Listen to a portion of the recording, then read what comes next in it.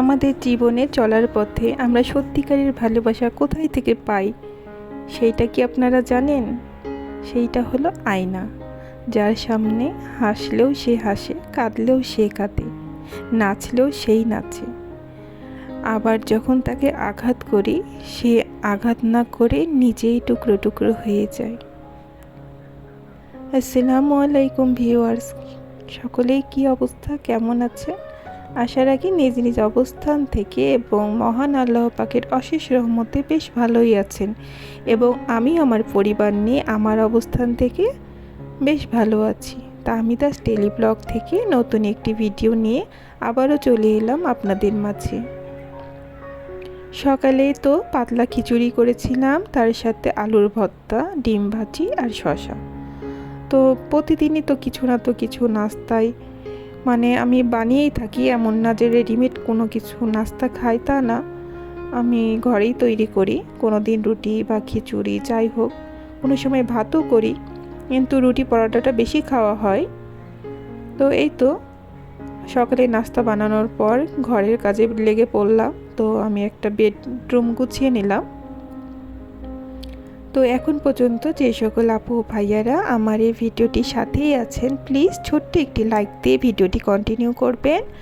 আর যদি আমার ভিডিওর কোনো একটি মুহূর্ত আপনার কাছে ভালো লেগে যায়, প্লিজ আমার এই চ্যানেলটিকে সাবস্ক্রাইব করে আমার ছোট্ট পরিবারের সদস্য হয়ে আমার পরিবারের সাথেই রয়ে যেতে পারেন। যদি আপনি এই কাজটি অলরেডি করে থেকেছেন, তো আপনাকে জানাই অসংখ্য অসংখ্য ধন্যবাদ ও মন থেকে দোয়া। তো প্রতিদিনের কাজগুলো ঠিক আমাদের একই রকম, একই ধরন। তো আমাদের জীবনটা তো আসলে বাস্তব, এটা তো কোনো অভিনয় না যে আমরা অভিনয় করে নতুন কিছু দেখানোর চেষ্টা করব। তো প্রতিদিনে যা হয় সেটাই আসলে তুলে ধরি।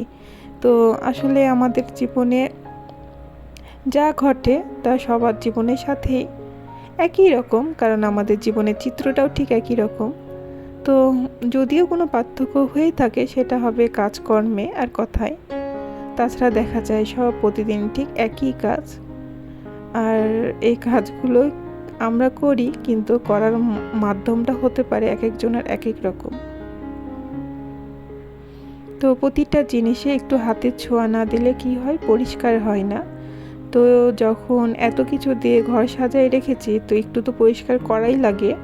তো সেই জন্য সময়টা বের করে একটু কষ্ট করে নেই, সব সময় যেন সব কিছুই সুন্দর থাকে, নতুনের মতন এই লুকটা দেওয়ার আমি সব সময় চেষ্টা করি।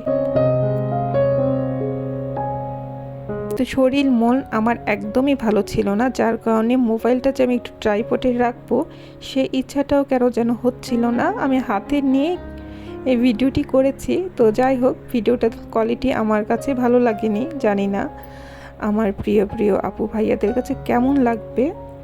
তো অবশ্যই সুন্দর একটি কমেন্ট করে আমাকে জানাতে পারেন।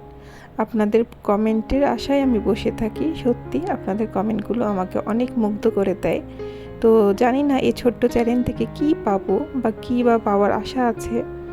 তো আপনাদের শুধু এই যে ছোট্ট ছোট্ট ভালোবাসাগুলো পাই, এটাই আমাকে ভালো লাগে, আমার মনটাকে অনেক শান্ত করে দেয়। তো দুপুরে রান্নায় আজকে ছিল এই তো ভাজি করে নিচ্ছিলাম। এইটা সম্ভবত পটল ভাজি ছিল, আসলে ভিডিওটি করা হয়েছে 2 দিন আগে, তো আমি নিজেও ভুলে গেছি। তো এই তো আমি টালা জিরার গুঁড়ো দিয়ে নামিয়ে নিলাম। তো জিরার গুঁড়ো তো সকল তরকারিতে দিলে কিন্তু আমার বেশ ভালো লাগে। তো আমি এটা কী করি, ভাজি বা তরকারি যাই হোক, চুলা থেকে নামানোর আগে দেই, যার কারণে ফ্লেভারটা একটু স্ট্রং থাকে। তো এই তো এখানে আমি কিছু মাছ ভাজি করে নিয়েছি। তো সবসময় মাছের তরকারি খেতেও ভালো লাগে না, তো যার কারণে আজকে মাছগুলো আমি এভাবে ভেজেছি। এইভাবে ভাজা আমার বাচ্চারা খুব বেশি পছন্দ করে, তার সাথে আমারও ভালো লাগে।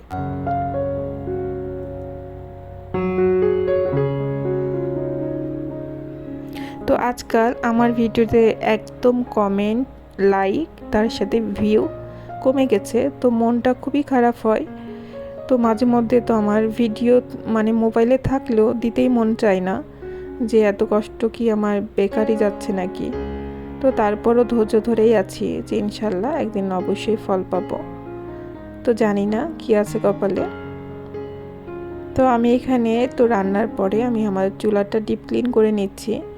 তো ডিপ ক্লিন তো সবসময় করা হয়, আসলে এটা ডিপ ক্লিন বললেও ভুল হবে, আমি সবসময় পরিষ্কার করে রাখি। কারণ এই যে মাঝে মধ্যে যে একটা ডিপ ক্লিনের বিষয়টা হয় সেটা আমি যেন করতে না হয় আমার প্রতি মাসে, যার কারণে আমি প্রতিদিনের কাজ প্রতিদিনই করে নেই। যে সবসময় যদি আমি পরিষ্কার রাখি তো ডিপ ক্লিন করার প্রয়োজন আর পড়বে না। তো আজকাল কিন্তু কারেন্টের খুব বেশি অত্যাচার, তো রান্না করতে গেলে একবার গ্যাসের চুলায় দেই, আবার কারেন্টের চুলায়, তো এইভাবেই কিন্তু আমাকে রান্না সারতে হচ্ছে। তো যার কারণে আমার সব চুলাই পরিষ্কার করা লাগে, কারেন্টের চুলাও পরিষ্কার করা লাগে, তার সাথে এই যে গ্যাসের চুলাও। দেখতে দেখতে ভিডিও শেষে চলে আসলাম। তো আবারও দেখা হবে যদি বেঁচে থাকি। সকলের জন্য দোয়া রইল। আসসালামু আলাইকুম, আল্লাহ হাফেজ।